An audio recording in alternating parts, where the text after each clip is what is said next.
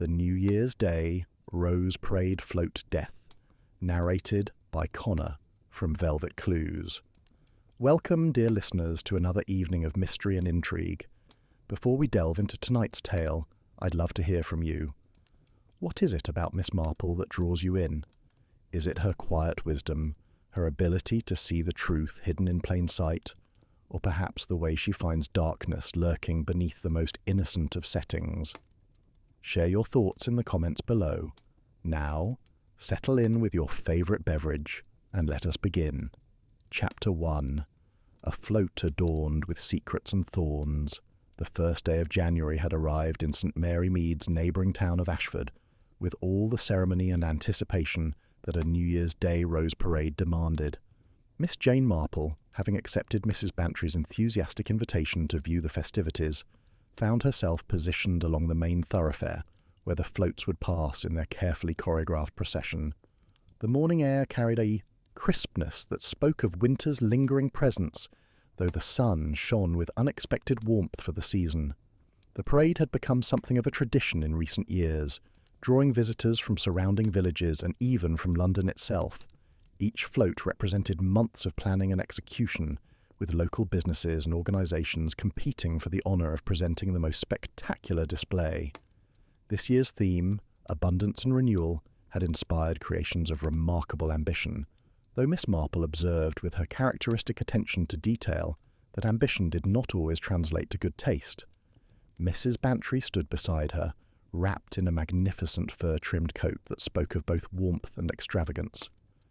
Dolly had been chattering excitedly about the various floats they would see, particularly the entry sponsored by Hartwell Gardens, the town's premier nursery and landscape design firm.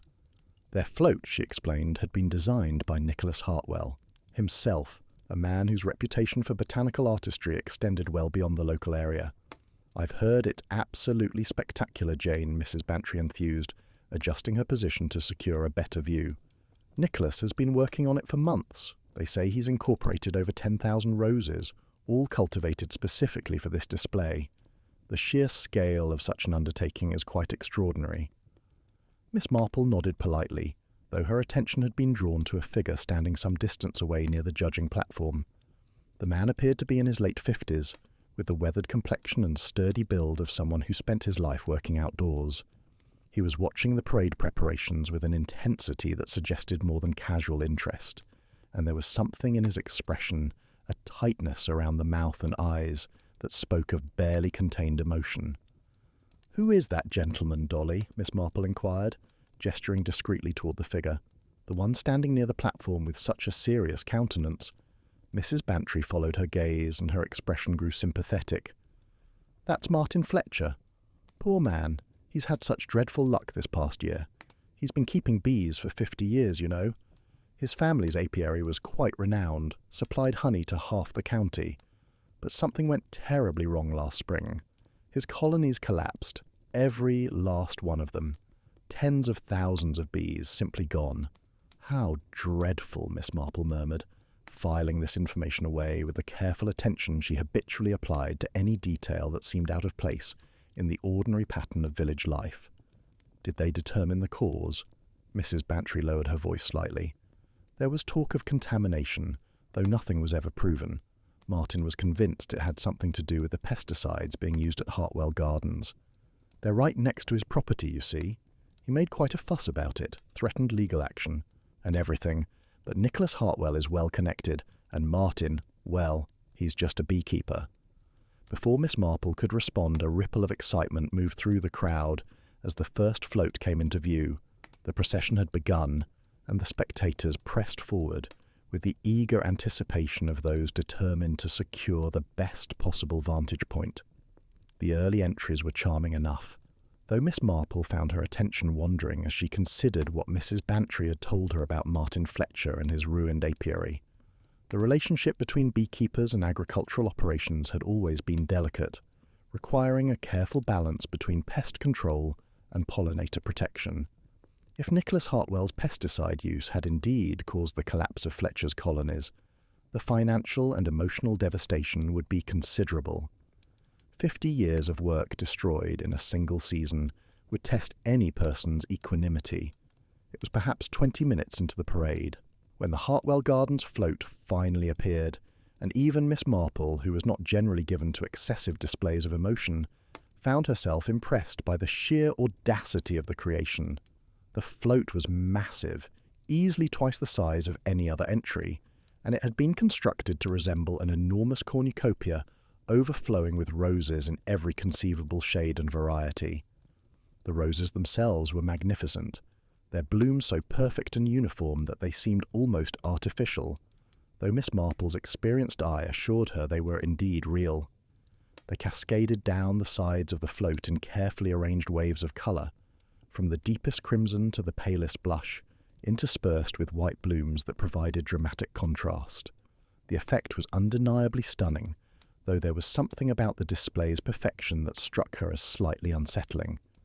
Standing atop the float, clearly visible to the admiring crowds, was Nicholas Hartwell himself. He was a tall man in his early 40s, with the sort of confident bearing that came from significant professional success. His appearance had been carefully calculated for maximum effect, dressed in an immaculate white suit that contrasted beautifully with the riot of colour surrounding him. He waved to the crowd with the practised ease of someone accustomed to public admiration. "Look at him, Jane," Mrs. Bantry whispered with evident admiration. "He's absolutely in his element. They say he's already received commissions from 3 estates in Surrey based on this display alone." Miss Marple continued to observe the float as it progressed slowly along the thoroughfare. It was then that she noticed something curious. Among the elaborate rose arrangements, there appeared to be several wooden structures that looked distinctly out of place. They were partially concealed by the flowers, but their shape was unmistakable to anyone familiar with agricultural equipment. "Those appear to be bee boxes," she remarked to Mrs. Bantry. "How very odd to incorporate them into a rose display." Mrs. Bantry squinted at the float, then shrugged. "Perhaps it's meant to represent the natural harmony between flowers and pollinators. Nicholas has always been rather artistic in his interpretations." "Perhaps," Miss Marple agreed, though something about the placement of those boxes troubled her in a way she could not immediately articulate. They seemed too deliberately concealed, too carefully integrated into the arrangement to be merely decorative elements. The float had nearly passed their position when Nicholas Hartwell's demeanour underwent a sudden and dramatic change. He had been waving enthusiastically to the crowd when his hand moved to his neck, swatting at something. Then another gesture, more urgent this time, and another. Within seconds his confident composure had transformed into obvious distress. "Bees," someone in the crowd shouted. "There are bees everywhere." Indeed, a dark cloud of insects had suddenly emerged from the concealed boxes on the float, swarming around Nicholas Hartwell with terrifying intensity. The float's progress halted abruptly as the driver, realizing something was wrong, brought the vehicle to a stop. Nicholas was now staggering, his hands clutching at his throat, his face already beginning to swell with the unmistakable signs of anaphylactic reaction. "His EpiPen!" Mrs. Bantry cried out. "Someone must get him his EpiPen." Several people rushed toward the float, including a young woman Miss Marple later learned was Nicholas's assistant, Emily Warren. The woman scrambled up the side of the elaborate structure, her designer shoes slipping on the rose-covered surface as she fought to reach her employer. She retrieved a small case from a compartment built into the float structure and extracted the EpiPen with trembling hands. Miss Marple watched as Emily administered the injection with the desperate efficiency of someone who had been trained for precisely this. Emergency! Nicholas had collapsed onto the sea of roses, his breathing laboured and his body convulsing slightly. The crowd had fallen into shocked silence, broken only by someone calling urgently for medical assistance. But even as the ambulance siren could be heard approaching in the distance, Miss Marple observed that Nicholas Hartwell's condition was not improving. If anything, he seemed to be deteriorating more rapidly, his breathing becoming increasingly shallow despite the administration of the supposedly life-saving medication. Dr. Haydock, who had been attending the parade as a spectator, pushed through the crowd and climbed onto the float. Miss Marple could see him examining Nicholas with professional urgency, his expression growing increasingly grave. He called for the EpiPen device that had been used, examining it briefly before his face darkened with unmistakable concern. By the time the ambulance arrived, it was already too late. Nicholas Hartwell, celebrated designer and local business success, had died surrounded by the very roses that had represented his greatest professional triumph. The parade naturally was immediately suspended, and the crowd began to disperse with the subdued murmurs of people who had witnessed something far more disturbing than they had anticipated. Miss Marple remained where she stood, her keen eyes taking in every detail of the scene. The bees had largely dispersed now, though several still crawled sluggishly among the roses. Dr. Haydock was speaking urgently with the ambulance attendants, and she could see him gesturing emphatically toward the used EpiPen. Most interesting of all, Martin Fletcher had not moved from his position near the judging platform. He stood watching the commotion with an expression that Miss Marple found difficult to read. It might have been satisfaction, or perhaps merely resignation, or possibly something else entirely. "Dolly," Miss Marple said quietly to her friend, "I believe we should remain, available to speak with the authorities. I suspect this tragedy may prove to be rather more complicated than a simple case of anaphylactic shock." Mrs. Bantry looked at her with dawning comprehension. "You don't think it was an accident?" Miss Marple adjusted her gloves with careful precision. "In my experience, my dear, when bees appear where they should not be and medication fails when it should succeed, accident becomes a rather inadequate explanation." Chapter 2. The EpiPen that contained only water. The hours following Nicholas Hartwell's death brought with them the familiar machinery of official investigation. Inspector Craddock, who Miss Marple had assisted on previous occasions, arrived from the county headquarters with his characteristic blend of professional efficiency and personal courtesy. He had learned through experience that Miss Marple's observations, however gently delivered, often contained insights that more conventional investigative methods might overlook. The inspector had commandeered the assembly hall at the local community centre as a temporary headquarters, and it was there that Miss Marple found herself, at his specific invitation, reviewing the preliminary findings. Mrs. Bantry had returned home, claiming that the morning's events had quite exhausted her capacity for drama, though she had extracted a promise from Miss Marple to share any interesting developments. "The post-mortem results are preliminary, of course," Inspector Craddock began, consulting his notebook with practised efficiency. "But Dr. Morrison, who performed the examination, is quite certain that Mr. Hartwell died from anaphylactic shock caused by multiple bee stings. His throat closed, and he essentially suffocated despite the apparent administration of epinephrine." "Apparent administration," Miss Marple repeated thoughtfully. "That's a rather interesting choice of words, Inspector." Craddock's expression grew more serious. "That's because the EpiPen that was used to inject Mr. Hartwell contained nothing but sterile saline solution. The epinephrine had been replaced, carefully and deliberately, with a substance that would be completely ineffective in treating anaphylactic reaction."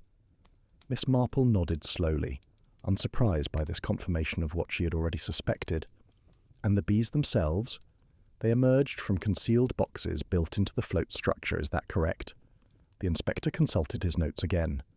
"Yes. We've recovered 3 wooden boxes that were hidden among the rose arrangements. They're standard beekeeping equipment, the sort used for transporting colonies. Someone had placed them there deliberately, with the entrance holes sealed temporarily.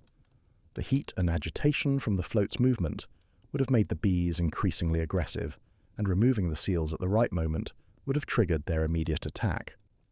"How very methodical," Miss Marple observed. "This suggests considerable planning and specific knowledge of both beekeeping practices and Mr. Hartwell's medical condition." Craddock leaned back in his chair, studying Miss Marple with the expression of someone who recognised they were about to receive valuable guidance. "Mrs. Bantry mentioned you'd taken particular notice of a gentleman named Martin Fletcher during the parade, a beekeeper who'd had some difficulties with Mr. Hartwell." Miss Marple adjusted her spectacles with characteristic precision. "Mr. Fletcher's difficulties, as you put it, Inspector, appear to have been rather more severe than mere inconvenience.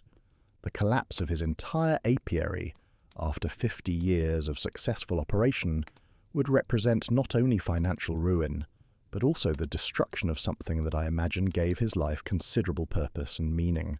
"We've already spoken with Mr. Fletcher," Craddock acknowledged. "He was quite forthcoming about his grievances with the deceased.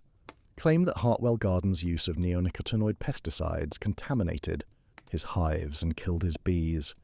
He filed complaints with the Agricultural Ministry, threatened legal action, even wrote letters to the local newspapers about it. And Mr. Hartwell's response? Denied any wrongdoing, continued using the pesticides, and suggested that Fletcher's beekeeping practices were simply outdated and inefficient. The inspector paused, then added significantly, Fletcher made no secret of his anger. Several witnesses report hearing him say he'd make Hartwell pay for destroying his life's work. Before Miss Marple could respond, there was a knock at the door, and a young constable entered with evident nervousness. "Begging your pardon, Inspector, but there's a Miss Emily Warren insisting she must speak with you immediately. Says she has important information about Mr. Hartwell's death." "Show her in," Craddock instructed, and Miss Marple observed with interest as Nicholas Hartwell's assistant entered the room. Emily Warren was a woman of perhaps 30 years with the efficient appearance and slightly harried demeanour of someone whose professional responsibilities consistently exceeded the hours available to fulfil them. Her designer clothing, though still presentable, showed signs of the morning's trauma, with rose petals clinging to her jacket and a small tear in her sleeve that suggested her desperate climb onto the float had not been accomplished without cost. "Inspector Craddock," she began without preamble, her voice tight with barely controlled emotion. "I've been Nicholas's assistant for 7 years. I know everything about his business operations, his professional relationships, and his personal affairs, and I'm telling you that someone has been sabotaging his work for months." Craddock gestured for her to sit, which she did with visible relief. "Sabotage is a serious accusation, Miss Warren. Perhaps you could be more specific." Emily extracted a small notebook from her handbag and consulted it briefly before continuing. 3 months ago, a shipment of rare rose specimens that Nicholas had imported from France arrived dead, despite being carefully packaged and transported under optimal conditions. The supplier insisted nothing was wrong with their handling, which suggested someone had interfered during transit or storage. Inspector Craddock made notes while Miss Marple listened with characteristic attention to both what was being said and what remained unspoken. 2 months ago, Emily continued, someone contaminated the soil in our premium display beds with salt. It killed everything we'd planted for the autumn show. Nicholas lost a major commission because of it, and just last month someone broke into our storage facility and destroyed thousands of pounds worth of specialised fertilisers and soil amendments. "Did Mr. Hartwell report these incidents to the police?" Craddock inquired. Emily's expression grew bitter. He reported the break-in, but the others he kept quiet. Nicholas was proud, Inspector. He didn't want people thinking his business was vulnerable or that he couldn't protect his own property. He thought reporting it would damage his reputation more than the incidents themselves. Miss Marple leaned forward slightly.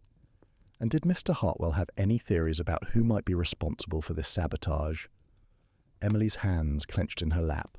He knew exactly who was responsible. Martin Fletcher. That man had been harassing Nicholas for nearly a year, making threats, spreading rumours about pesticide use, trying to damage his business reputation. Nicholas was actually consulting with his solicitor about obtaining a restraining order. Inspector Craddock's expression remained neutral. "These are serious allegations, Miss Warren. Do you have any concrete evidence linking Mr. Fletcher to these incidents?" Emily hesitated, then shook her head reluctantly. Nothing that would stand up in court. But who else would have motive? Fletcher blamed Nicholas for destroying his bee colonies, even though the Agricultural Ministry's inspection found no evidence that Hartwell Gardens' pesticide use exceeded approved limits or contributed to the colony collapse. Miss Marple absorbed this information with interest. The ministry conducted an official inspection. "Yes," Emily confirmed. "Last April, after Fletcher made his formal complaint. They found that while Nicholas did use neonicotinoid pesticides, everything was properly documented and within legal limits. They concluded that Fletcher's colony collapse was likely due to varroa mites or possibly a virus, not pesticide exposure. And yet Mr. Fletcher remained convinced of Mr. Hartwell's responsibility," Miss Marple observed gently. Emily's voice took on a harder edge. "Fletcher is obsessed. He refused to accept the ministry's findings, kept insisting there had been some kind of cover-up. He even showed up at Nicholas's home one evening shouting about justice and revenge. The neighbours called the police. Inspector Craddock made additional notes. We'll certainly be investigating Mr. Fletcher very thoroughly, Miss Warren. Is there anything else you think we should know?" Emily paused, seeming to consider whether to share something further. Then she said quietly, "The EpiPen that was used this morning was from Nicholas's emergency kit that he always kept on the float during public events. He was severely allergic to bee stings, had been since childhood. Everyone who worked with him knew about it, and knew where he kept his medication. That kit was checked 2 days ago as part of our standard safety protocol. The EpiPen was genuine then, I'm certain of it. So someone replaced it between the final safety check and this morning's parade," Miss Marple concluded. "It must have been," Emily agreed, "and the only people with access to the float during that time were the assembly crew and," she paused significantly, "anyone who might have broken in during the night. The float was stored in our main greenhouse facility, which has security, but Martin Fletcher knows that property intimately. His apiary was right next to ours for decades. After Emily Warren had departed, promising to remain available for further questioning, Inspector Craddock turned to Miss Marple with the expression of someone seeking confirmation of conclusions already forming. "It all points rather clearly to Fletcher, doesn't it? Motive, means, opportunity, and the specialised knowledge needed to both handle bees and understand the significance of the EpiPen substitution." Miss Marple was silent for a moment, her gaze distant as she considered the various elements of the case. Then she said carefully, "It does indeed appear that way, Inspector, which is precisely what troubles me. In my experience, when guilt seems quite so obvious, it often pays to look more carefully at what might be hidden beneath the surface appearance. You think Fletcher is being framed?" "I think," Miss Marple replied with characteristic precision, "that we should be very careful about accepting the most convenient narrative, particularly when someone has taken such elaborate measures to ensure a death that could have been accomplished far more simply. Why go to the trouble of concealing bees in a parade float when there are countless easier ways to engineer a fatal bee sting?" Craddock nodded slowly. "You're suggesting the theatrical nature of the murder tells us something about the killer's true motive." "Precisely," Miss Marple agreed. "And I believe we shall find that motive lies somewhere other than where we are being so carefully directed to look." Chapter 3. The pesticide records that showed a pattern. The morning following Nicholas Hartwell's death brought with it a grey, drizzling rain that seemed appropriate to the sombre mood that had settled over Ashford. Miss Marple had passed a restless night, contemplating the various elements of the case, and she had concluded that a closer examination of Hartwell Gardens operations might prove illuminating. Inspector Craddock had readily agreed to her suggestion that they visit the facility, particularly after she had pointed out that Emily Warren's account of the various sabotage incidents deserved thorough investigation. They arrived at the sprawling greenhouse complex shortly after 9 o'clock, to find Emily already present despite the early hour and her obvious exhaustion. The facility was impressive in its scope and organisation. Multiple greenhouse structures spread across several acres, each one dedicated to specific varieties of roses or stages of cultivation. The air inside was warm and heavy with the mingled scents of earth, fertiliser, and blooming flowers. It should have been pleasant, but Miss Marple detected an underlying chemical odour that spoke of the intensive pesticide use that had so concerned Martin Fletcher. Emily led them through the main greenhouse toward the administrative offices, which occupied a modern building at the rear of the property. As they walked, Miss Marple observed the meticulous organisation of the operation. Every plant was labelled, every bed was marked with detailed cultivation information, and the general impression was one of scientific precision applied to horticultural art. "Nicholas built all of this from almost nothing," Emily explained as they walked, her voice carrying a mixture of pride and grief. "He inherited a small family nursery 20 years ago and transformed it into one of the premier rose cultivation facilities in southern England. His hybrid varieties have won numerous international awards." "A considerable achievement," Miss Marple agreed, pausing to examine a particularly striking specimen of deep crimson roses. "These are the variety used on the parade float, I believe." Emily nodded. "Those are Nicholas's most recent development, a hybrid he named Eternal Flame. They're extraordinarily beautiful, but also extremely delicate. They require precise climate control and intensive pest management to survive." Miss Marple filed, this information away as they continued to the administrative offices. Once inside, Emily showed them to Nicholas's private office, a space that reflected both his professional success and his personal obsessions.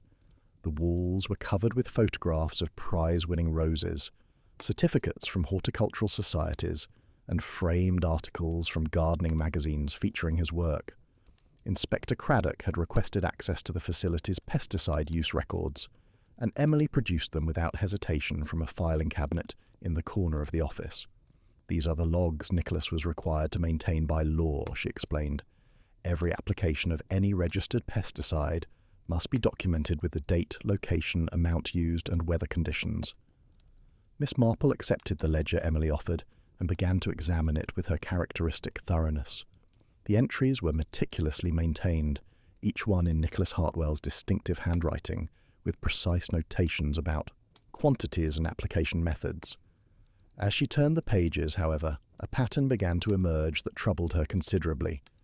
"Inspector," she said quietly, "I wonder if you might look at these entries from last April and May." Craddock moved to examine the pages she indicated, his expression growing increasingly serious as he studied them. "These are the months just before Fletcher's colony collapse," he observed. "Indeed," Miss Marple agreed.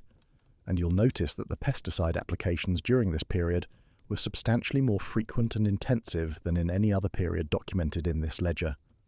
Nearly daily applications of neonicotinoids in concentrations at the upper limit of approved usage." Emily, who had been watching this exchange with evident confusion, stepped forward to look at the entries.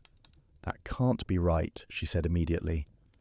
Nicholas was always very careful about pesticide use, precisely because of the regulations. Daily applications wouldn't have been necessary, and the concentrations shown here would have been harmful to the plants themselves. Miss Marple looked up from the ledger with sharp interest. "You're saying these entries don't reflect the actual pesticide use at the facility?" Emily shook her head emphatically. "No, they don't. I help manage the cultivation schedules, and I would have known if we were applying pesticides this intensively. Besides," she paused, pointing to specific entries, "some of these dates show applications in greenhouses that weren't even in production at the time. They were being renovated." Inspector Craddock's expression had grown decidedly grim. So someone falsified these records, creating documentary evidence of excessive pesticide use during the precise period when Fletcher's bees were dying. "But why would Nicholas do that?" Emily asked, clearly bewildered. "Why would he create false records that made his own operation look irresponsible?" "He wouldn't," Miss Marple said gently, which suggests someone else had access to this ledger and altered it to create the appearance of pesticide misuse. "But who would have access?" Craddock inquired. "And more importantly, who would benefit from creating such evidence?" Miss Marple closed the ledger carefully. "I believe those are precisely the questions we should be asking, Inspector.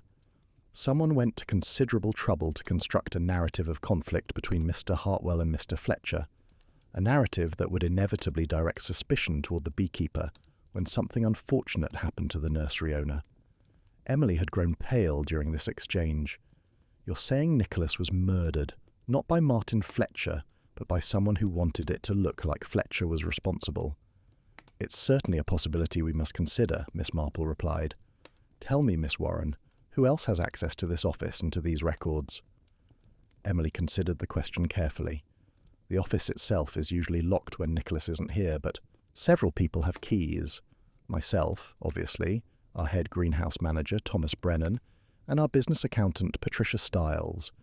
They would all have legitimate reasons to access records, and any of them would have known about Mr. Hartwell's bee sting allergy and the location of his emergency EpiPen, Inspector Craddock observed. "Yes," Emily confirmed. "It's common knowledge among the senior staff. We all received training on what to do if Nicholas had an allergic reaction." Miss Marple had moved to examine the other contents of the office while this conversation continued.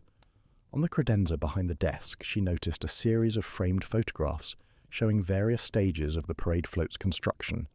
The images documented the elaborate process of creating the display, and several of them clearly showed the concealed bee boxes being integrated into the structure. "Inspector," she called softly, "you might want to see these." Craddock joined her, and his expression tightened as he studied the photographs. These show the bee boxes being deliberately incorporated into the float's design, he said. They're not something that was added secretly at the last moment. They were part of the original construction. Emily came to look as well, her confusion evident. But that doesn't make sense. Nicholas designed that float himself. Why would he include bee boxes in a display meant to showcase roses? He was terrified of bees because of his allergy. Unless, Miss Marple suggested carefully, someone else influenced the float's design in ways that Mr. Hartwell didn't fully understand. Tell me, Miss Warren, did anyone make suggestions about incorporating elements representing natural harmony or ecosystem balance into the display? Emily's face suddenly showed recognition. Patricia did, actually. Our accountant. She's quite passionate about environmental issues and sustainable agriculture. She suggested including elements that would highlight the relationship between pollinators and flowers. Nicholas thought it was a good idea from a public relations perspective, showing that despite Fletcher's accusations, we actually cared about bee health. And did Miss Stiles have input into the specific design elements? Emily nodded slowly. She worked with the construction team on some of the decorative boxes and structural elements. I remember Nicholas joking that she was spending more time on the float than on the business accounts. Miss Marple and Inspector Craddock exchanged significant glances. I believe, the inspector said carefully, that we should have a conversation with Miss Patricia Stiles as soon as possible. She's usually in the accounting office on the other side of the complex, Emily offered. I can take you there now. As they prepared to leave Nicholas Hartwell's office, Miss Marple paused one final time to survey the space. Somewhere in the accumulated evidence of a successful career and a life cut tragically short, the truth was waiting to be discovered, and she was becoming increasingly certain that the truth, when fully revealed, would prove to be rather different from the convenient narrative of revenge that had been so carefully constructed. Chapter 4. The Accountant with Environmental Convictions. Patricia Stiles' office presented a marked contrast to Nicholas Hartwell's carefully curated workspace. Where his had been devoted to horticultural excellence and professional achievement, hers was a testament to environmental activism and sustainable agriculture advocacy. The walls were covered with posters promoting organic farming methods, charts documenting declining bee populations, and newspaper clippings about the dangers of neonicotinoid pesticides. Miss Marple took note of these details with particular interest as Inspector Craddock introduced them and explained the purpose of their visit. Patricia herself was a woman of perhaps 45 years, with the intense focus and slightly dishevelled appearance of someone whose commitment to their causes left little energy for personal vanity. I've been expecting someone from the police, Patricia said without preamble, gesturing for them to sit in the chairs facing her desk. Nicholas's death wasn't an accident, was it? The way those bees appeared so suddenly, the fact that his EpiPen failed. Someone murdered him. Inspector Craddock studied her carefully. You sound very certain of that, Miss Stiles. Patricia's expression remained neutral. I'm an accountant, Inspector. I deal in probabilities and patterns. The probability of bee boxes spontaneously appearing in a float design, combined with the probability of an EpiPen failing at precisely the critical moment, is vanishingly small. Therefore, deliberate action is the only logical conclusion. Miss Marple observed how Patricia's hands remained perfectly still on her desk, no nervous gestures or fidgeting that might indicate discomfort with the discussion. It was the stillness of someone who had already thought, through their position and determined how to present it. We understand you had input into the parade float's design, Inspector Craddock continued, particularly regarding elements that would highlight environmental themes. Patricia nodded.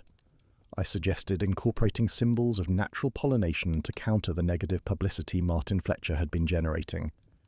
Nicholas had been quite damaged by Fletcher's accusations about pesticide misuse, even though they were completely unfounded. I thought showing a commitment to bee health would improve public perception. So, the bee boxes were your idea? The decorative boxes were my idea, Patricia corrected. They were meant to be representations, symbols of the relationship between flowers and pollinators. They weren't supposed to actually contain bees, obviously. That would have been insane given Nicholas's allergy.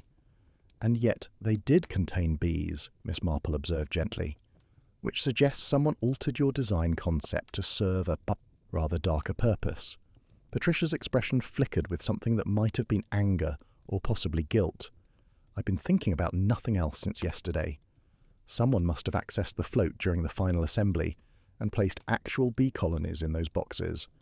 It's the only explanation. Inspector Craddock consulted his notebook. Our investigation shows the float was stored in the main greenhouse facility for the 2 days before the parade.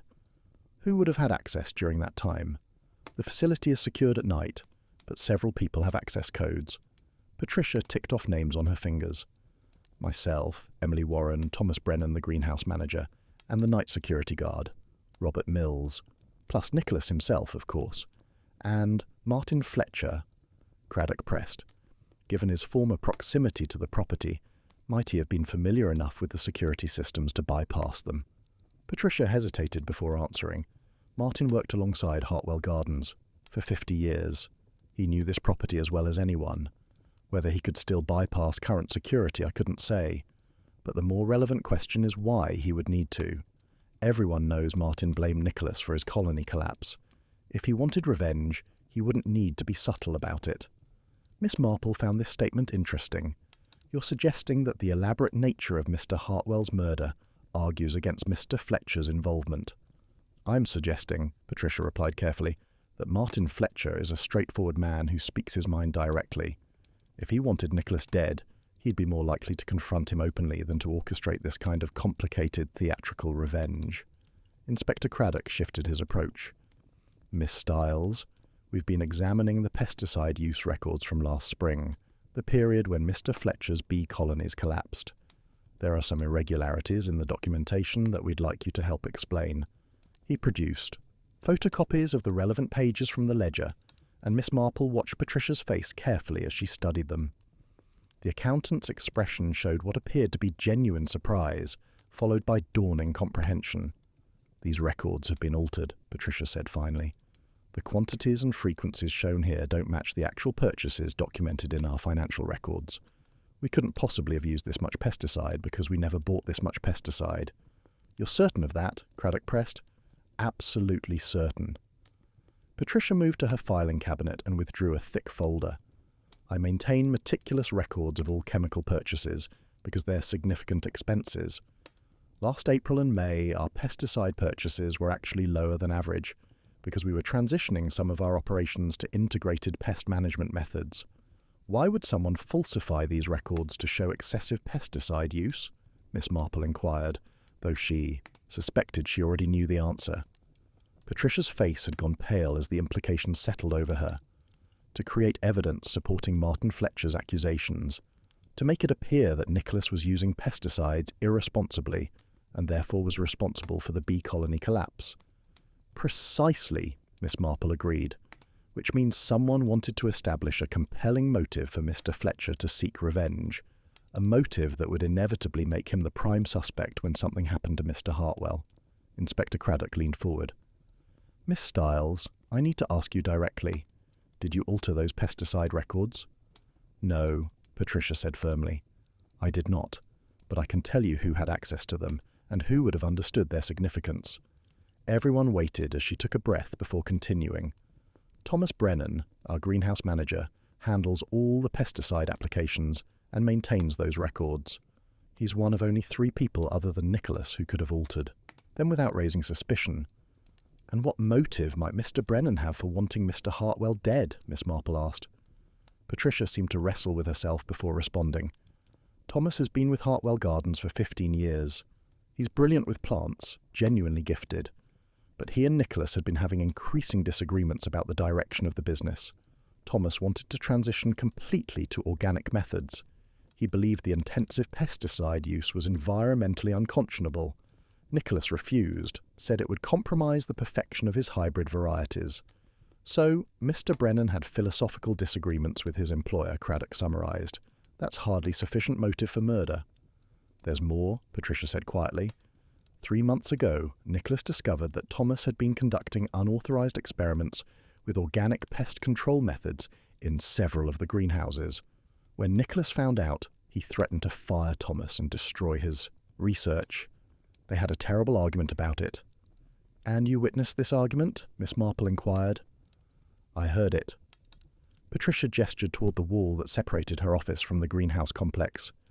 These walls are thin, and both men were shouting. Thomas said something I've never forgotten. He said that Nicholas was killing everything he touched, poisoning the earth for the sake of vanity, and that someone needed to stop him before he did more damage. Inspector Craddock rose from his chair. I think we need to speak with Mr. Brennan immediately. Patricia stood as well, her expression troubled. Inspector, I want you to understand something. Thomas Brennan is passionate about environmental protection, sometimes excessively so.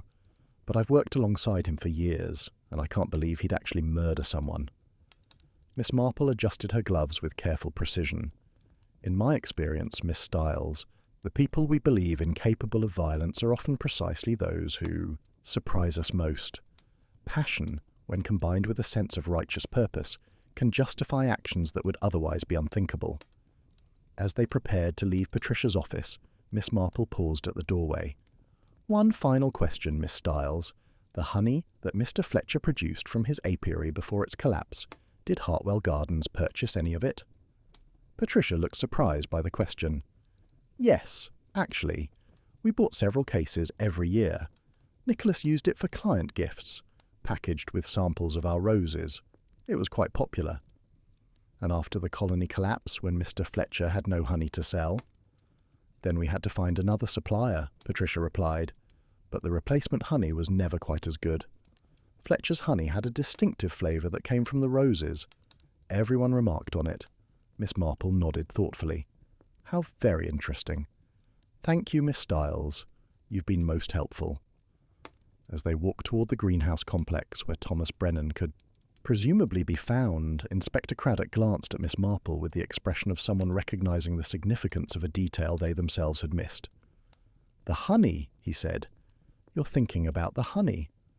I'm thinking, Miss Marple replied carefully, that when someone destroys 50 years of work and a unique product that cannot be replaced, they create consequences that extend far beyond the immediate financial loss. And consequences, Inspector, have a way of demanding resolution. Chapter 5. The Greenhouse Manager Who Grew Organic Revenge. Thomas Brennan was precisely where Patricia Styles had suggested they would find him, working among the roses in Greenhouse 3 with the absorbed concentration of someone for whom plants were not merely a profession, but a profound calling. He was a man in his late 30s, with the lean build and calloused hands that spoke of physical labour, performed with dedication, rather than mere obligation. Miss Marple observed him for several moments before Inspector Craddock announced their presence. Brennan's movements among the plants showed a gentleness that seemed almost reverential, his fingers checking stems and leaves with a delicacy that suggested he could sense problems through touch alone. When he finally noticed his visitors, his expression showed neither surprise nor particular concern. Inspector Craddock, he said, straightening from his examination of a particularly spectacular specimen. I wondered when you'd come to speak with me. Everyone knows I disagreed with Nicholas about pesticide use. I suppose that makes me a suspect. It makes you someone with information we need, Craddock replied neutrally. Perhaps we could speak somewhere more private. Brennan gestured toward a small office at the end of the greenhouse, and they followed him to a space that was part workspace and part botanical laboratory. The desk was covered with soil samples, plant tissue analyses, and detailed notes in Brennan's precise handwriting. Miss Marple noted that many of the documents related to organic pest control methods and sustainable cultivation practices. Mr. Brennan, Inspector Craddock began, we understand you had significant disagreements with Mr. Hartwell about the direction of Hartwell Gardens operations. Brennan nodded without hesitation. Nicholas was poisoning everything he touched. Those pesticides he used so freely, they don't just kill the pests. They contaminate the soil, seep into the groundwater, kill beneficial insects, and destroy the entire ecosystem. I tried for years to convince him to transition to organic methods, but he refused, said it would compromise the perfection of his roses. And that angered you, Miss Marple observed. Of course it angered me. Brennan's voice carried the intensity of genuine conviction. I've devoted my entire adult life to horticulture. I love plants, understand them, respect them. Watching Nicholas sacrifice environmental health for aesthetic perfection was like watching someone destroy a cathedral to build a shopping centre. Inspector Craddock consulted his notes. "We understand Mr. Hartwell threatened to fire you 3 months ago after discovering unauthorized experiments you were conducting." Brennan's expression grew bitter. I was trying to develop organic alternatives that would achieve the same results without the environmental damage. I used a few greenhouses that weren't in production for important projects, worked on my own time, invested my own money. Nicholas found out and went absolutely mad. Accused me of sabotage, of trying to undermine his methods, of disloyalty. And what was the outcome of that confrontation? Nicholas backed down from the firing threat, but only because he needed me. Brennan's tone carried an edge of contempt. I'm the only person who truly understands the cultivation requirements of his hybrid varieties. He knew that if I left, he'd lose months of production while training someone else. So we reached an uncomfortable accommodation. I continued managing the greenhouses, and he pretended my research didn't exist. Miss Marple had been examining the documents on the desk during this exchange, and one particular set of papers caught her attention. "Mr. Brennan, these appear to be contamination analysis reports for soil and water samples. When were these taken?" Brennan glanced at the documents. "Those are from last spring, April and May. I was trying to document the environmental impact of Nicholas's pesticide use, gathering evidence that might convince him to change his practices. Or evidence that might support Martin Fletcher's accusations," Inspector Craddock suggested. Brennan's face flushed slightly. "I had nothing to do with Fletcher's colony collapse, if that's what you're suggesting. But yes, I believed he was right about the pesticides being responsible. My soil and water analyses showed contamination levels that would certainly be harmful to bees. And did you share these findings with Mr. Fletcher?" "No," Brennan said firmly. "I shared them with Nicholas, hoping they'd convince him to modify his practices. He dismissed them as inconclusive and suggested I was letting my environmental biases affect my scientific judgment." Inspector Craddock's expression had grown more serious. "Mr. Brennan, where were you on the evening before the parade? Working here, checking the float one final time to ensure all the roses were properly hydrated and secured." "I was here until nearly midnight." "Anyone confirm that?" "The night security guard, Robert Mills, saw me leave." Brennan met the inspector's gaze steadily. "I assume you're wondering whether I had opportunity to place bees in the float and tamper with Nicholas's EpiPen. The answer is yes, I had opportunity. I also had knowledge of his allergy and access to the medical kit. But having opportunity isn't the same as having guilt." Miss Marple intervened with her characteristic gentleness. "Mr. Brennan, you strike me as someone guided by strong principles. Help us understand something. If you believed Mr. Hartwell's practices were genuinely harmful, why continue working here? Why not leave and find employment somewhere more aligned with your values?" Brennan was silent for a long moment before responding. Because I'd invested 15 years of my life in developing techniques and understanding plants that were unique to this facility. Because I hoped I could eventually change Nicholas's mind, or at least mitigate some of the damage he was doing. And because, he paused, his voice dropping, I was afraid of what would happen if I left. "What did you fear would happen?" Miss Marple pressed gently. "That Nicholas would find someone less conscientious to replace me. Someone who wouldn't care about environmental impact at all. At least while I was here, I could implement small improvements, reduce pesticide applications where possible, maintain some standards of environmental responsibility." Inspector Craddock was studying Brennan with the expression of someone trying to determine whether they were hearing truth or carefully constructed justification. "Mr. Brennan, we've discovered that the pesticide use records from last spring were falsified to show excessive applications that didn't actually occur. Do you know anything about that?" Brennan's surprise appeared genuine. "Falsified? But why would anyone do that?" "To create evidence supporting the theory that Mr. Hartwell's pesticides killed Mr. Fletcher's bees," Miss Marple explained. "Someone wanted to establish a clear motive for revenge." Brennan absorbed this information, and his expression grew troubled. "I maintain those records as part of my responsibilities. They're supposed to be kept in Nicholas's office, locked in his filing cabinet. If someone altered them, they'd need access to that office and knowledge of where the records were stored. And who would have such access and knowledge? Everyone on the senior staff. Patricia, Emily, myself. Brennan paused, then added reluctantly, "And Robert Mills, the night security guard. He's been here for 20 years. He knows this facility as well as anyone."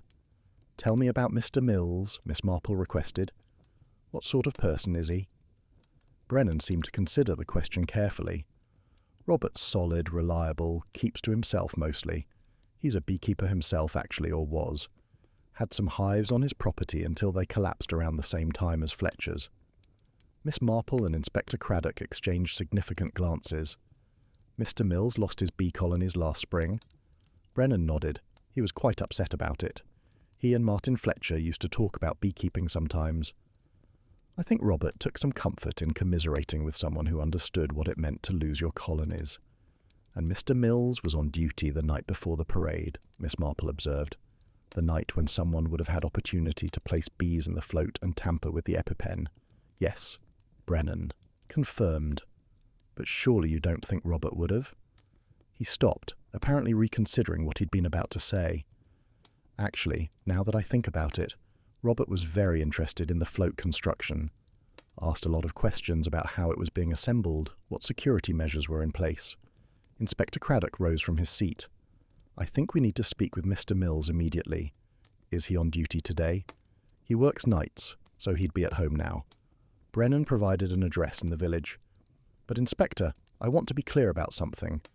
Whatever Robert may or may not have done, the fundamental problem here is that Nicholas was poisoning the environment. That doesn't excuse murder, but it does explain why people were angry enough to consider desperate measures." Miss Marple regarded him thoughtfully. "Mr. Brennan, righteous anger is one of humanity's most dangerous emotions. It allows us to justify actions we would otherwise recognize as unconscionable. I suspect we shall find that this case involves several people who believe their anger was righteous, when in fact it was simply anger."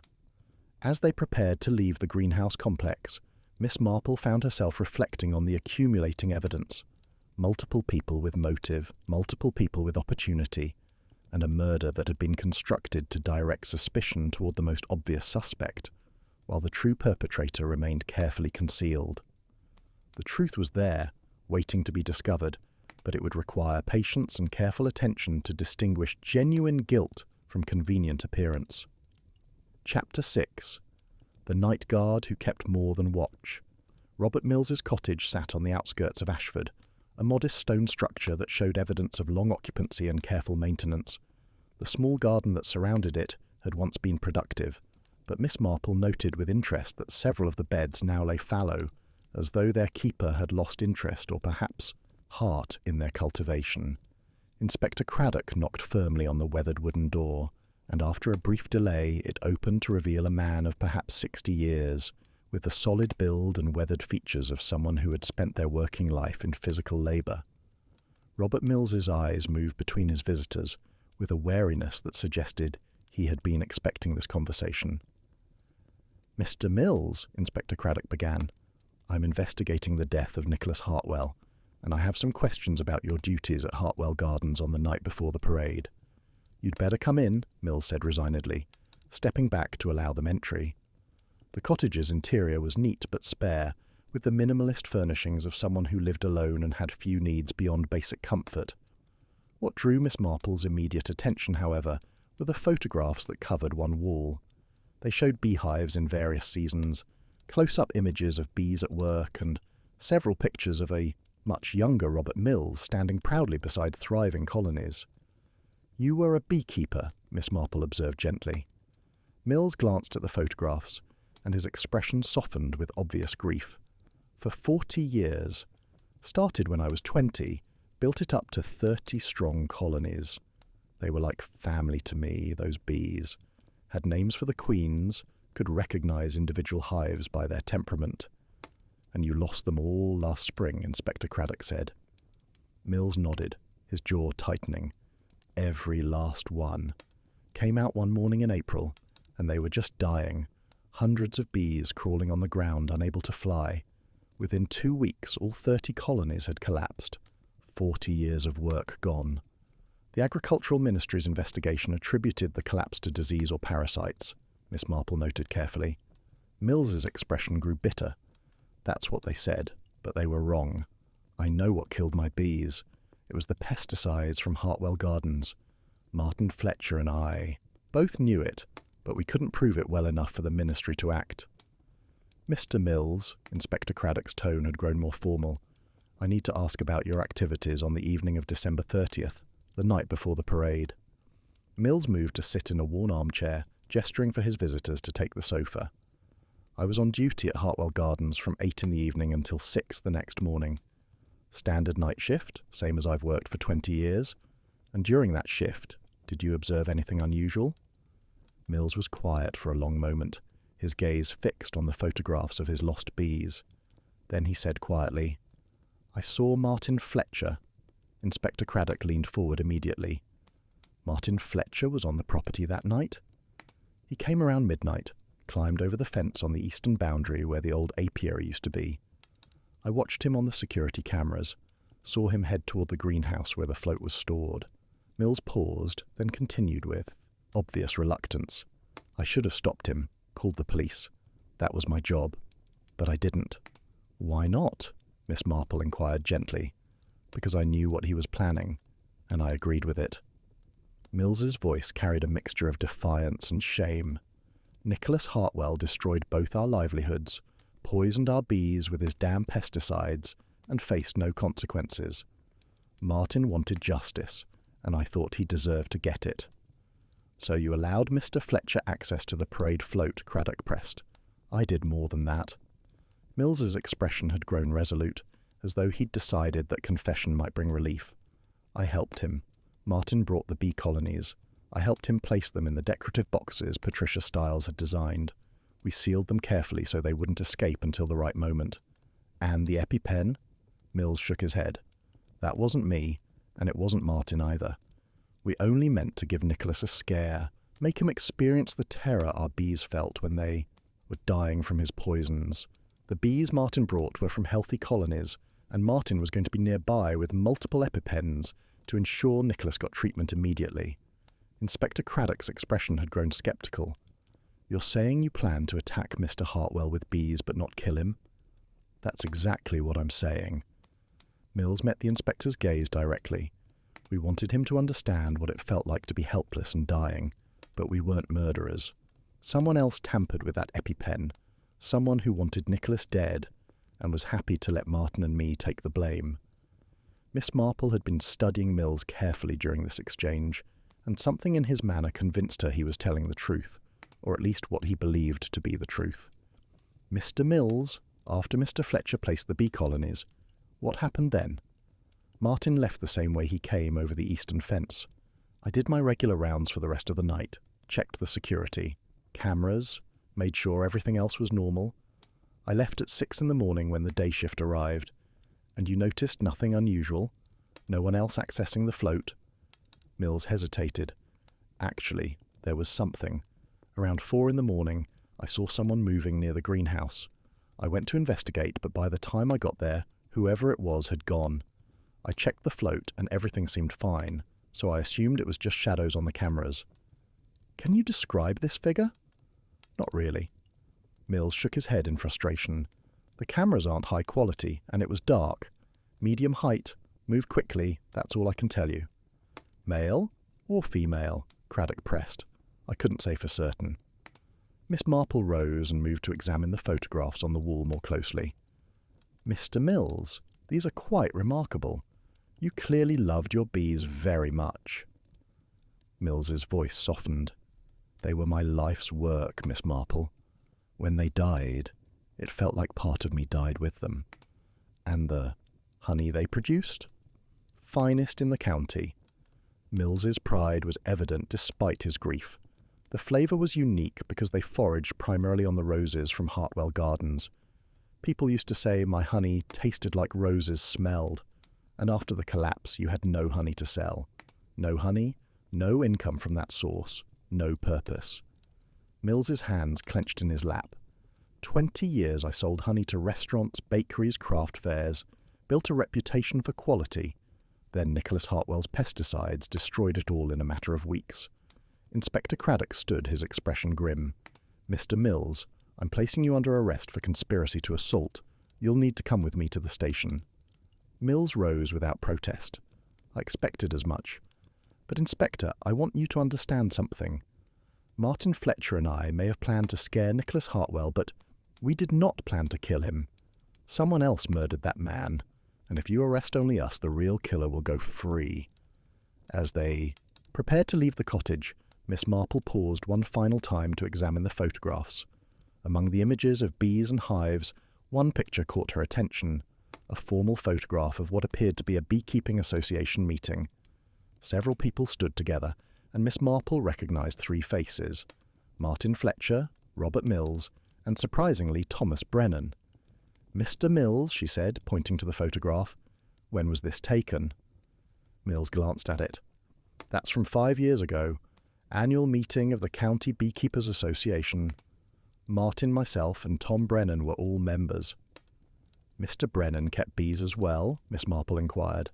"Had a few hives at his home. Small-scale hobby. He gave it up a couple years ago. Said he didn't have time anymore, but he used to be quite knowledgeable about bee behaviour and colony management." Miss Marple and Inspector Craddock exchanged meaningful glances. This information cast Thomas Brennan's earlier statements in a rather different light. He had claimed no connection to Martin Fletcher's situation, yet here was evidence of shared membership in a beekeeping organisation and shared expertise in bee management. As they escorted Robert Mills to the police car, Miss Marple reflected that the case was becoming increasingly complex. Multiple conspiracies seemed to overlap, with various parties pursuing different goals through the same tragic event. The challenge now was determining which conspiracy had resulted in murder, and which had merely created the circumstances that allowed murder to occur. The truth, she was certain, lay somewhere in the tangled relationships between people who had all suffered losses and all sought some form of redress. But truth, like honey from poisoned flowers, could be difficult to extract without contaminating everything it touched. Chapter 7. The Pattern in the Honey Jars. The arrest of Robert Mills had created considerable agitation in Ashford, and by the time Miss Marple and Inspector Craddock returned to the community centre headquarters, word had already spread that multiple people were likely involved in Nicholas Hartwell's death. Mrs. Bantry had arrived, insisting that as Miss Marple's closest friend, she had a right to be informed of developments. "Jane," Mrs. Bantry declared, settling herself with evident determination in one of the folding chairs, "I've just heard the most extraordinary rumours. They're saying Martin Fletcher and Robert Mills plotted together to attack Nicholas Hartwell with bees, but that someone else actually killed him. It sounds like something from a sensation novel." "I'm afraid it's rather more complicated than fiction usually allows," Miss Marple replied, accepting the tea that a thoughtful constable had provided. "Truth, in my experience, rarely organises itself into neat narratives." Inspector Craddock had been conferring with his sergeant about the logistics of simultaneously questioning multiple suspects, and he returned to join them with an expression of evident frustration. "We've got Mills in custody, and Fletcher is being brought in now. But neither of them admits to tampering with the EpiPen, and I'm beginning to believe they're telling the truth about that part." "So, we have two conspiracies," Miss Marple observed. "One to frighten Mr. Hartwell with bee stings, and another to ensure those bee stings prove fatal." "Precisely," Craddock agreed. "The question is, who knew about Mills and Fletcher's plan well enough to exploit it for murder?" Miss Marple had been turning this question over in her mind since leaving Mills's cottage, and several possibilities had presented themselves. Someone with knowledge of beekeeping, access to the facility, opportunity to tamper with the EpiPen, and sufficient motive to want Nicholas Hartwell dead. Thomas Brennan met all those criteria, yet something about the solution felt incomplete.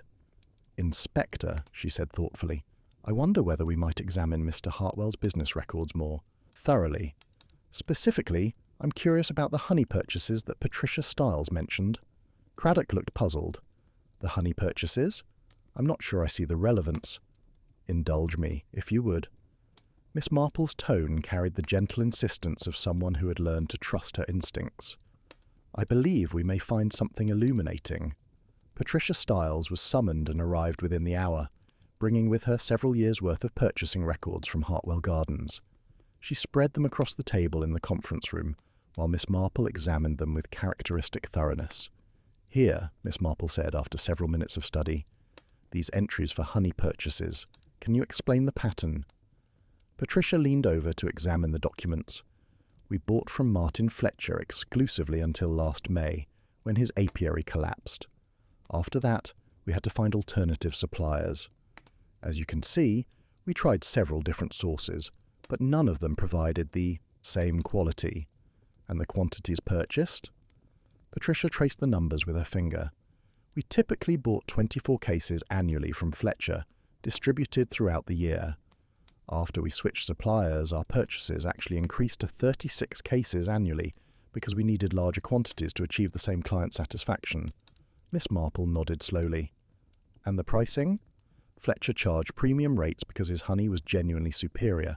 The replacement honey cost less per case, but we needed more of it, so the total annual expenditure remained roughly the same. This information seemed unremarkable on the surface, but Miss Marple's attention had been caught by something else in the records. These entries here, from last November and December, show purchases of honey from a supplier called Brennan Apiaries. Is that Thomas Brennan? Patricia looked surprised. Yes, actually. Tom mentioned he'd been keeping a few hives at his home. When I complained about the difficulty finding quality honey, he offered to sell us some. It was quite good, though obviously small scale compared to what Martin Fletcher had provided. How many cases did Hartwell Gardens purchase from Mr. Brennan? Miss Marple inquired.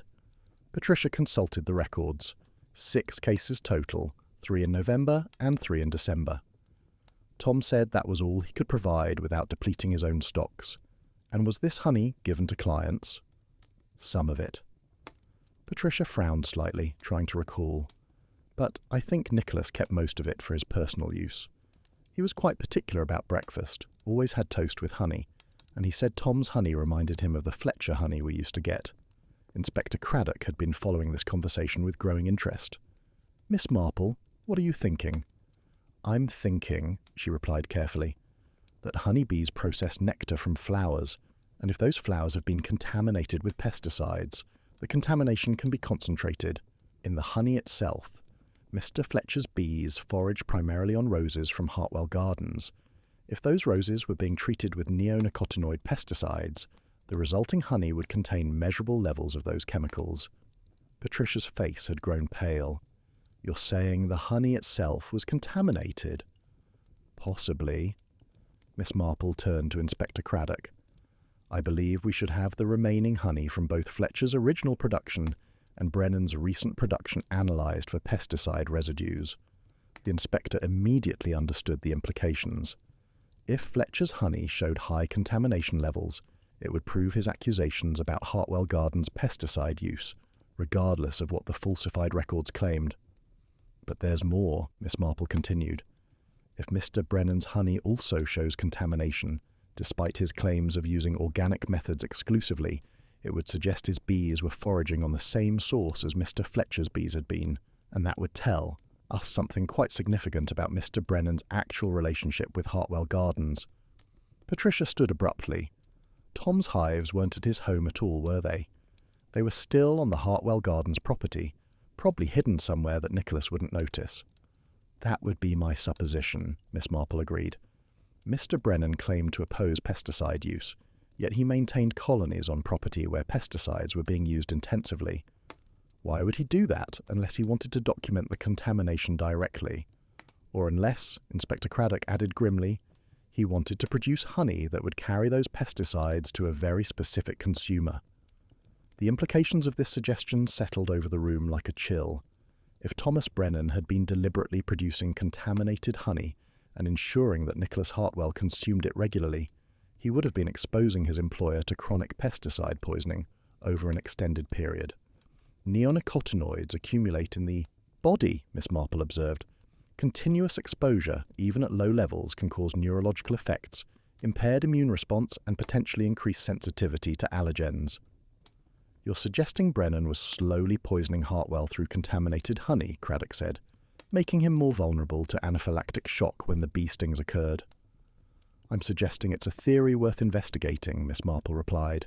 Combined with the falsified records, the concealed bee colonies, and Mr. Brennan's admitted knowledge of beekeeping and access to the facility, it would establish a pattern of deliberate action toward a specific goal. But why go to such elaborate lengths? Patricia asked, clearly struggling to accept the theory. If Tom wanted Nicholas dead, why not simply use more direct methods? Miss Marple adjusted her spectacles with careful precision. Because, my dear, Mr. Brennan wanted more than Mr. Hartwell's death. He wanted vindication for his environmental principles. He wanted Martin Fletcher to appear guilty, and he wanted the entire system that had allowed such environmental damage to be exposed.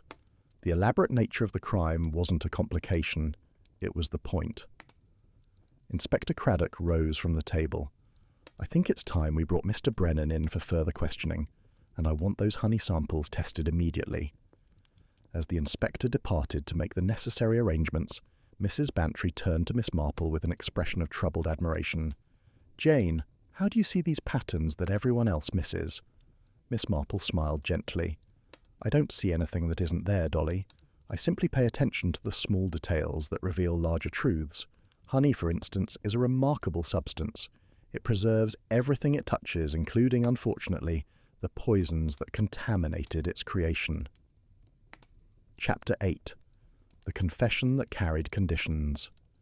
Thomas Brennan arrived at the community centre with the resigned bearing of someone who had been expecting this summons and had already determined how he would respond to it.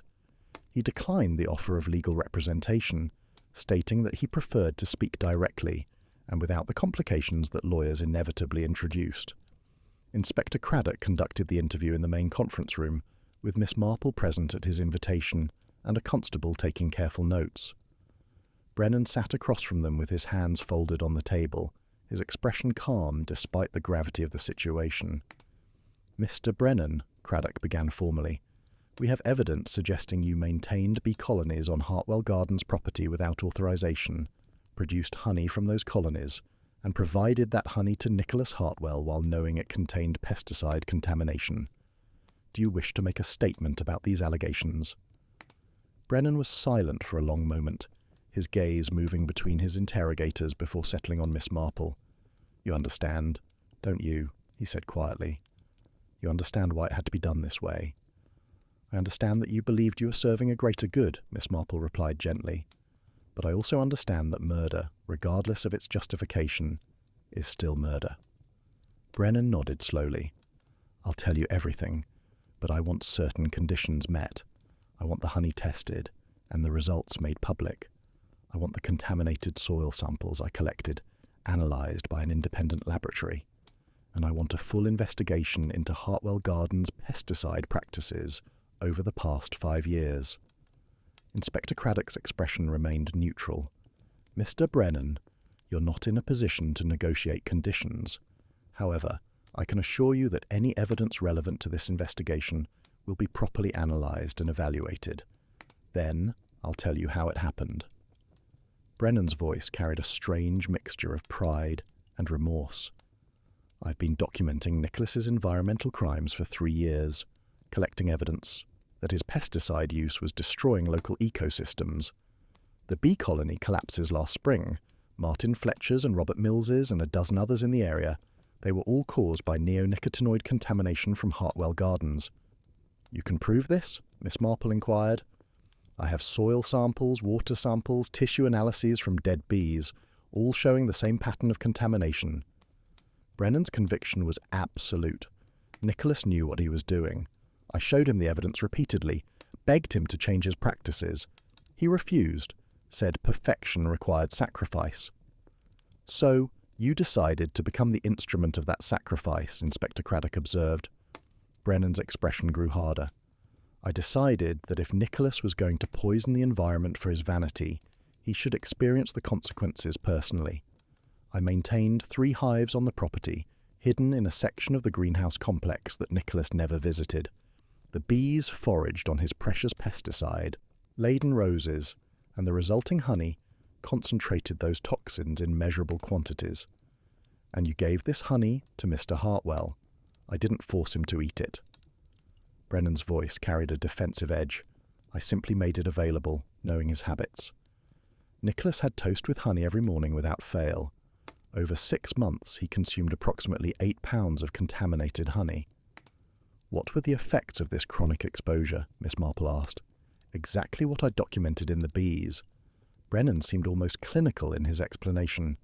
Neurological impairment, compromised immune function, heightened inflammatory responses. Nicholas had been experiencing headaches, difficulty concentrating, unusual fatigue.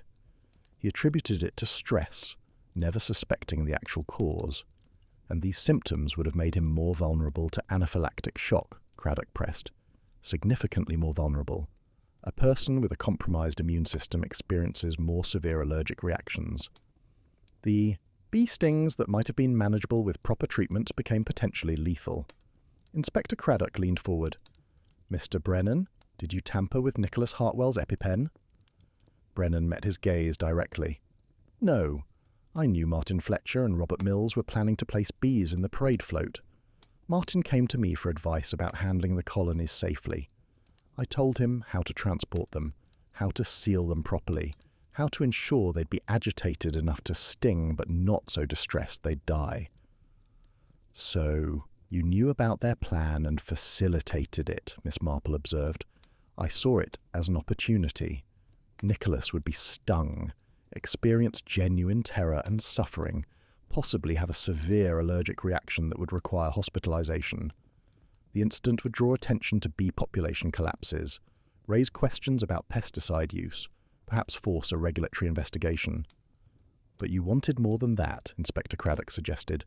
You wanted him dead. Brennan's composure finally cracked slightly. I wanted justice. I wanted the poisoning to stop. I wanted Nicholas to face consequences for his actions. If that meant his death, he paused, taking a shuddering breath. Then yes, I was willing to accept that outcome. Did you replace the epinephrine with saline? No, Brennan's voice was firm. I didn't touch his EpiPen. I swear that's the truth. Miss Marple had been studying Brennan carefully throughout this confession, and something in his manner troubled her. His admission of poisoning Nicholas Hartwell through contaminated honey was delivered with conviction and even pride. But his denial regarding the EpiPen carried a different quality, not evasion, but genuine ignorance. Mr. Brennan, she said gently, you strike me as someone who takes responsibility for your actions. If you had tampered with the EpiPen, I believe you would admit it as readily as you've admitted the other elements of your plan. So either you're telling the truth about not touching it, or someone else is responsible for that particular aspect of Mr. Hartwell's murder. Brennan looked at her with something approaching gratitude. I've told you everything I did. I poisoned Nicholas slowly through contaminated honey. I helped Martin and Robert plan the bee attack. I falsified the pesticide records to establish Martin's motive so the attention would focus on pesticide issues. But I didn't sabotage the EpiPen because I didn't need to. The chronic poisoning had already made Nicholas vulnerable enough that the bee stings alone might prove fatal. Then who did tamper with it? Inspector Craddock demanded. I don't know, Brennan admitted, but I can tell you who had the knowledge, opportunity, and access. Emily Warren. The suggestion hung in the air like an accusation.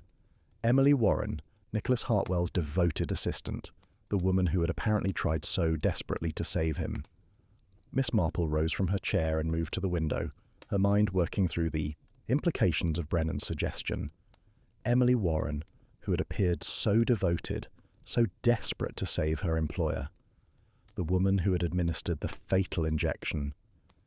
Emily knew everything about Nicholas's routines and medical requirements, Brennan continued. She managed his schedule, organised his events, had keys to everything. She checked the emergency kit 2 days before the parade. She told me so herself when I asked about safety protocols for the float. That would have given her opportunity to make the substitution, Inspector Craddock acknowledged. But what possible motive would she have? By all accounts, she was devoted to Hartwell and his success. Brennan shook his head. I don't know her motive. I only know she had the means and opportunity. And there's something else. She was very interested in my documentation of the pesticide contamination. Asked me several times if I'd shared it with anyone. Seemed relieved when I said I hadn't. Miss Marple turned from the window. Mr. Brennan, you'll be charged with serious crimes. But I believe you when you say you didn't tamper with the EpiPen. Someone else completed what you had begun. And I think it's time we discovered who and why. Chapter 9. The Assistant's Secret Ledger. Inspector Craddock moved swiftly once the focus shifted to Emily Warren. A warrant was obtained to search her home and office, and what they discovered explained everything. Emily Warren had been embezzling from Hartwell Gardens for nearly 2 years. The amounts were relatively small, a few £100s here and there, disguised in the complex accounting of a large horticultural operation. But they accumulated to nearly £30,000, and more damning still, Nicholas Hartwell had begun to notice. Patricia Stiles, brought in to review the financial records, identified the discrepancies immediately. "Nicholas asked me to audit certain accounts 3 weeks ago," she said, her face pale with shock. "He said something.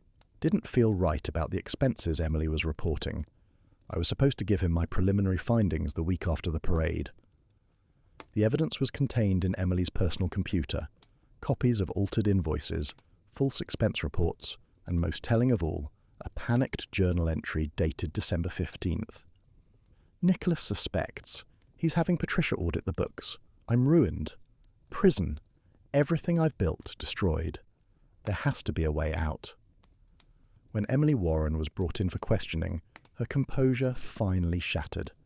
She sat across from Inspector Craddock and Miss Marple, tears streaming down her face, no longer the efficient professional, but a desperate woman facing the consequences of her choices. "I didn't mean for any of it to happen," she whispered. "The embezzlement started small, just borrowing to cover some debts. I always meant to pay it back, but it got larger, and Nicholas was getting suspicious. When Thomas mentioned Martin Fletcher's plan with the bees, I saw my only chance." "You replaced the epinephrine with saline," Miss Marple said gently. Emily nodded, her hands trembling. "I knew about Thomas's contaminated honey. I'd overheard him and Nicholas arguing about it. I knew about Fletcher and Mills planning the bee attack. Everyone would blame them.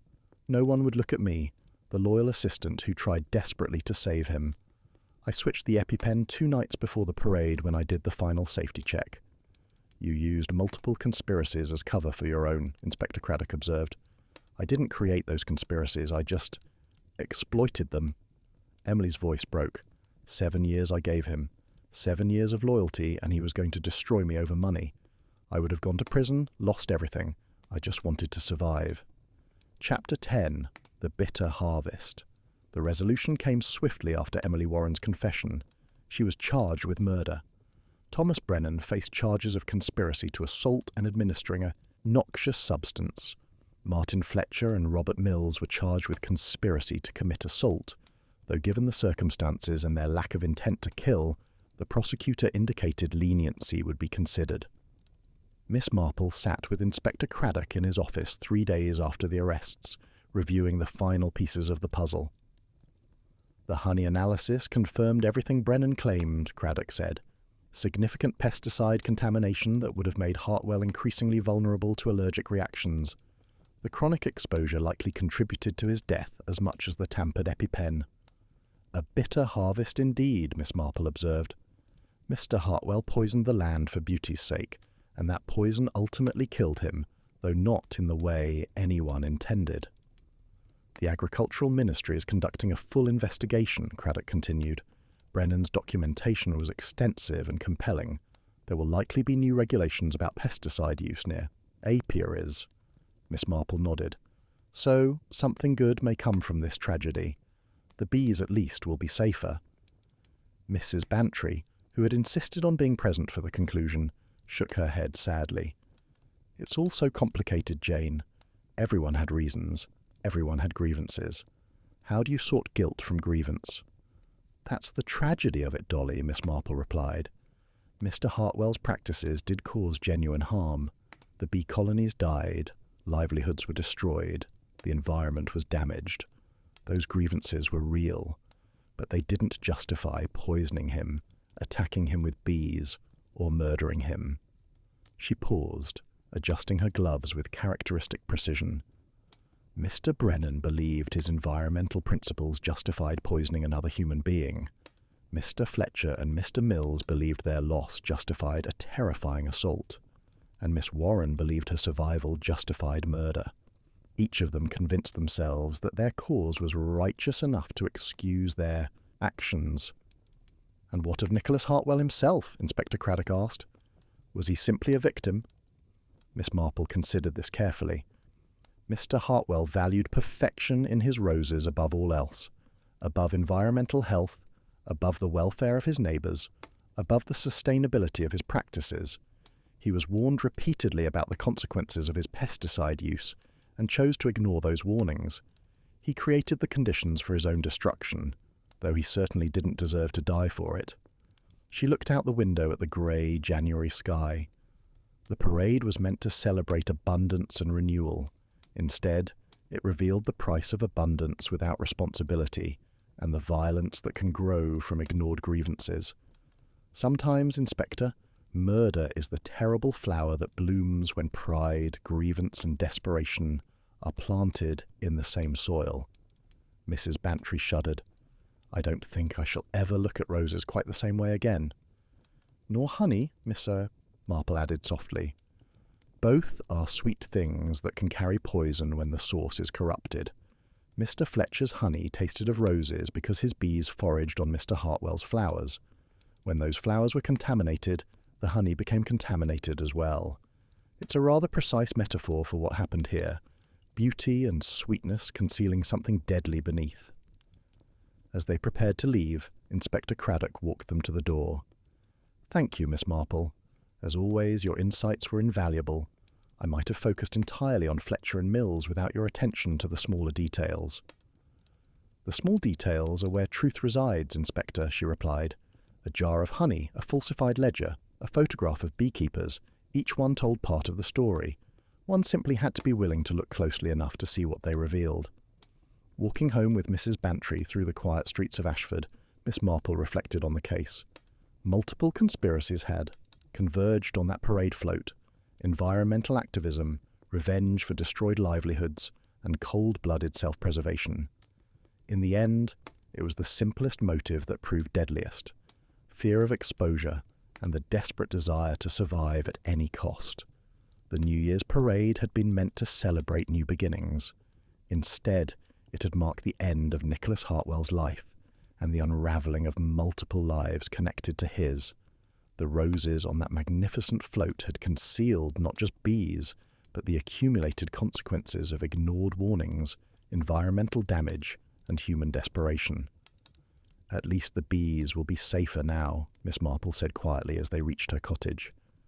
New regulations will protect them from the pesticides that destroyed so many colonies.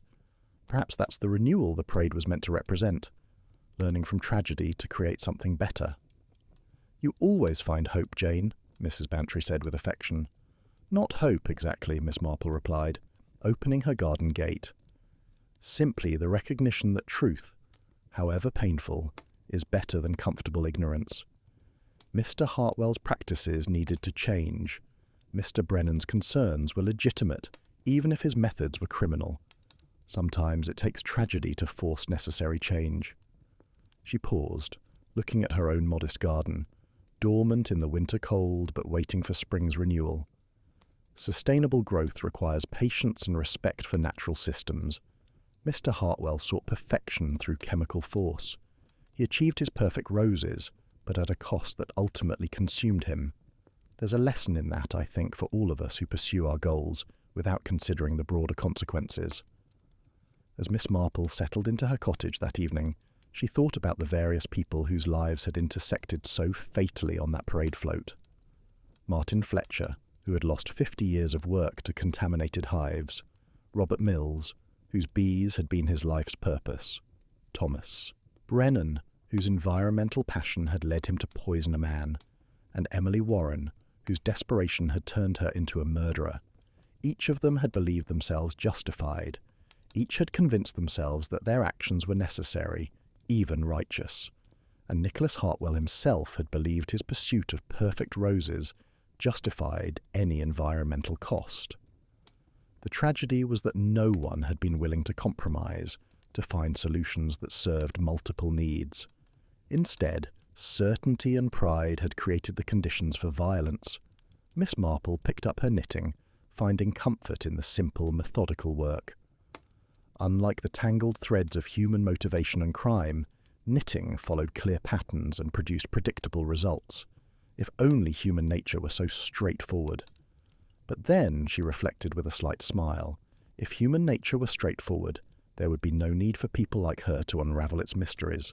And despite the sadness of cases like this one, there was satisfaction in bringing truth to light and seeing justice, however imperfect, prevail. The New Year's Day parade would not be held again in Ashford for several years.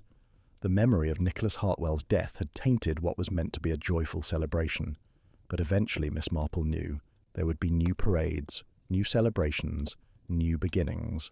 The roses would bloom again, perhaps grown with more care for the land that sustained them.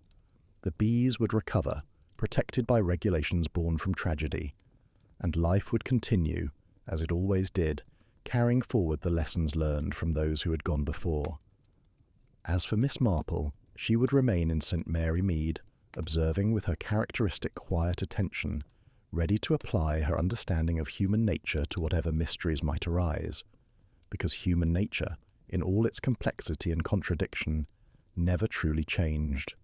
It simply repeated its patterns in endless variations, waiting for someone patient and perceptive enough to recognize them. The end. Thank you, dear listeners, for joining us on this journey through mystery, murder, and the bitter harvest of ignored warnings. As Miss Marple reminds us, truth resides in small details: a jar of contaminated honey, a falsified record, a photograph that reveals hidden connections. May we all learn to look closely enough to see what lies beneath the surface of things, and may we have the wisdom to act on what we discover before tragedy forces our hand. Until our next mystery, this is Connor from Velvet Clues, wishing you keen observation and thoughtful reflection on the small details that reveal larger truths.